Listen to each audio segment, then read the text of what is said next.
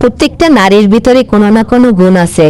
সে হোক একজন আদর্শ মা বা একজন আদর্শ রাঁধুনি বা একজন আদর্শ আর্টিস্ট, কিন্তু আমরা সেই প্রতিভাটাকে কখনোই কিন্তু কাজে লাগাই না। আপনার যে প্রতিভাটা আপনার ভিতরে লুকিয়ে আছে, সেই প্রতিভাটা দিয়ে কিন্তু আপনি ইচ্ছা করলে ছোট ছোট একজন উদ্যোক্তা হতে পারেন, একজন বিজনেস হোল্ডার হতে পারেন বা একজন বিজনেস অনার হতে পারেন।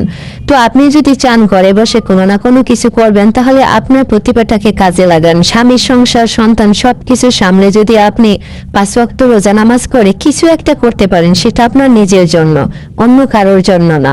কারণ নিজেকে স্বাবলম্বী করে তোলা কিন্তু একজন মেয়ের জন্য খুবই গুরুত্বপূর্ণ।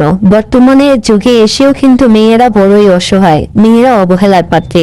আপনার বাবার কারিগরি টাকা আছে, আপনার হাজবেন্ডের ব্যাংক ব্যালেন্স আছে, কিন্তু দিন শেষে আপনার কাছে কিন্তু কিছুই নেই। তাই আমি মনে করি প্রত্যেকটা মেয়ে স্বাবলম্বী হওয়া উচিত। আপনাদের মতামতটা অবশ্যই একটু জানিয়ে যাবেন।